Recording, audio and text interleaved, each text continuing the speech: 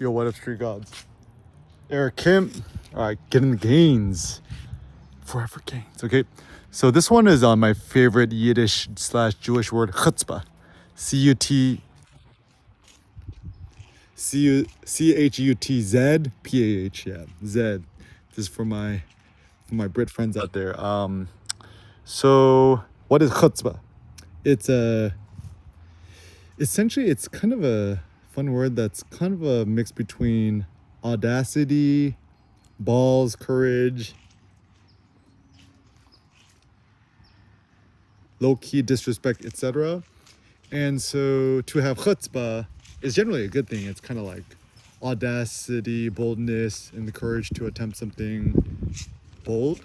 And it implies some sort of low-key kind of maybe foolishness on one's end. Like if you have a chutzpah or you're trying to do something, right? You kind of need to be a little bit foolish or, so hard-headed in your goal. It's kind of a little, but it's funny because like it's always seemed to be, it's like you gotta be flexible, Depends, right? Like it's a context dependent thing. It's like, do you want to be flexible when it comes to matters of racism? Probably not, right? Do you want to be flexible in terms of like having people boss you around? No.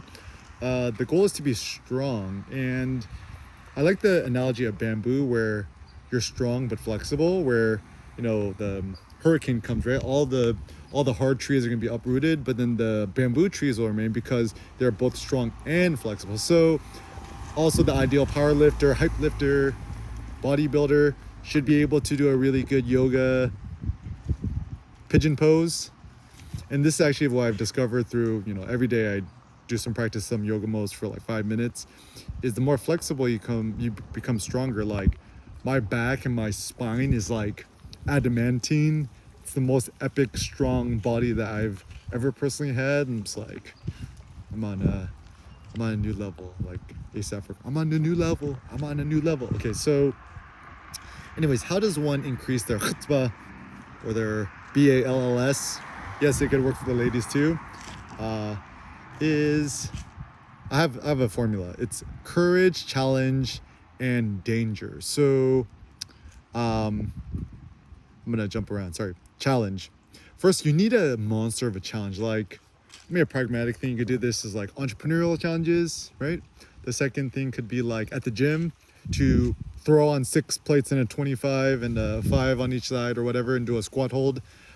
Search Eric Kim squat hold. I just did that the other day. It was 645 pounds. I'm gonna keep working on it until I get to 7 plates, the 8 plates, the 9 plates, and 10 plates. And yeah, like when you create a monster of a challenge to yourself, it becomes more interesting. So like now at this point, 99.99% of the things at the gym don't interest me. It's only interest to me if it's like insanely challenging and also requires a little bit of danger. So danger is interesting because I think a lot of people nowadays, they're trying to remove danger from their lives. Like everyone wants to live in Irvine, which I consider my personal hell. And this is the reason why people hate living in Singapore. This is why Singaporeans hate living in Singapore, and also expats hate living in Singapore. It's so boring because it's so safe, right? But then, you guys, my Singaporean friends are like, no, low crime doesn't mean no crime. But actually, we humans, we love danger, right? That's why we like to watch UFC, boxing matches, Mayweather fights. We like to watch these action movies. Like, can you imagine watching an action movie or a Marvel film that had no danger? Right? There's always like some sort of danger. People say, yeah, but that's a movie. I'm like, but I think movies are interesting because movies actually best highlight true hidden desires and values. But in real life, we're not able to actually pursue them because, we all have these boring ass jobs, right?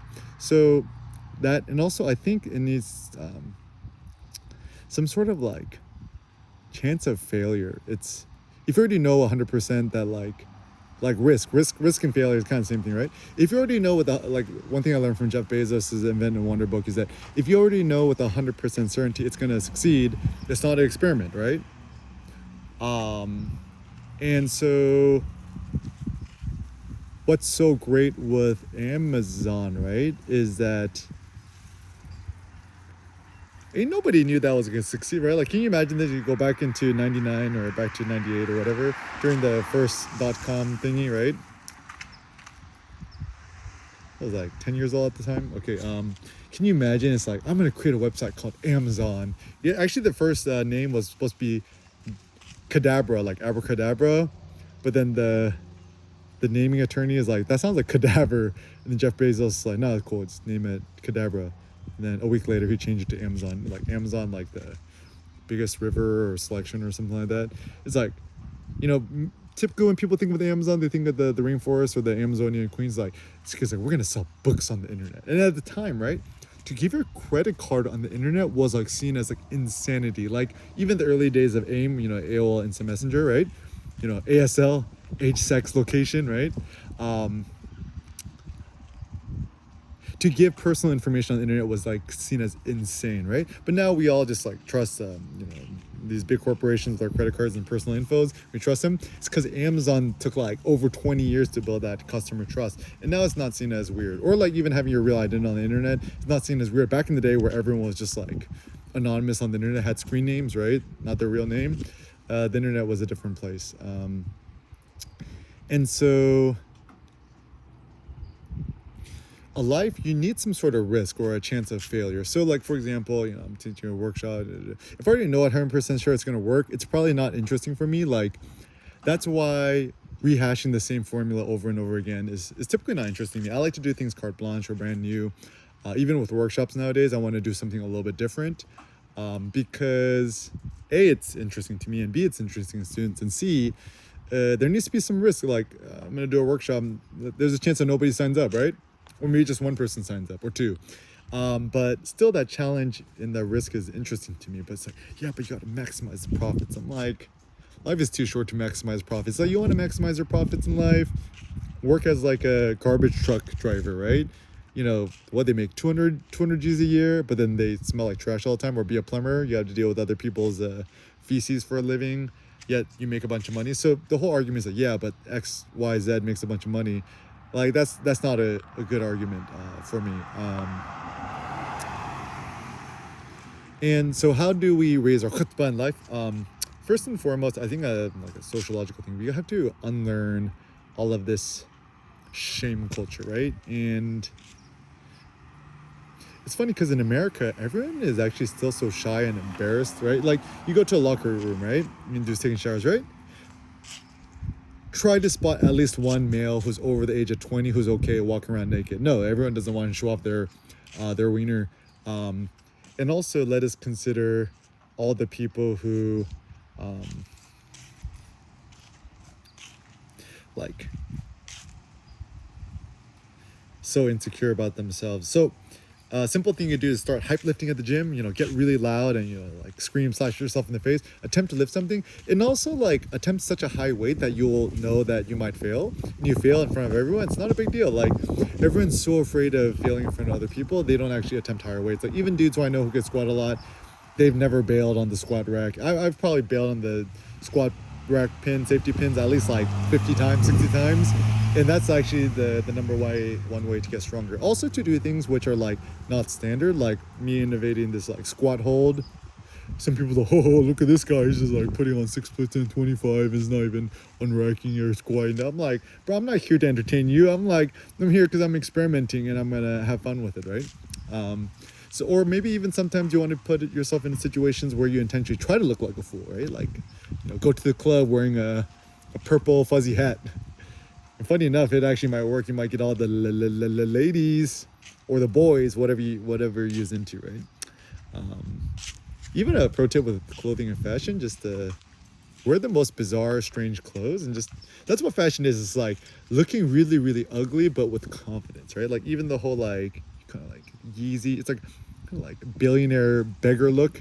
Like the whole like, you know, holes in jeans in your pocket is kind of like, back in the day only poor people did that, but now it's like you're rich enough to go to a fancy restaurant to have holes in your pants, right? Or like, you know, someone so super rich is like, go to a formal event, just wear a black hoodie, right?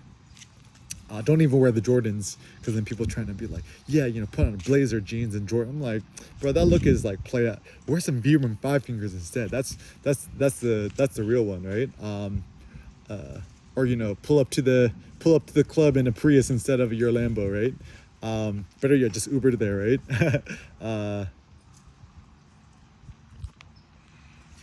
So with Chutzpah, I think just having more audacity, boldness, and courage, and just kind of like essentially just like try to live a non-boring life. Like, man, it's crazy. I've been self-employed since I was 22. I'm 34 now, over 12 years. Like my friend Todd, I say with my friend Todd, I'm like practically unemployable at this point. I'm just like, it's like I've unplugged myself from the matrix. I've done taking the red pill, taking the red pill. It's like can't take the blue pill. But I think one meme that Elon made was like, the real way to live life is taking the red pill and the blue pill at the same time. It's like, here we go, right? So actually this whole like notion of the reality distortion field that our best friend Steve Jobs proposed is kind of a good, interesting idea in which you kind of need to be a little bit crazy or insane to do something massive in the world. Can you imagine? It's like Elon Musk, right? Like a decade or 2 decades ago, I'm gonna make a spaceship that like flies and then lands down again and is reusable. People like fucking crazy, right? Or like, even not that long ago, like, I'm like, Edwin Land, who made the Polaroid camera, like, I'm gonna make a camera that you can shoot a photo, and then like in 30 seconds, you'll be able to instantly view a photo. People like, you crazy, bro. So to be crazy or insane, just think of it from pure kind of the physics perspectives, like physically speaking, in terms of physics, since money is free or it's not real.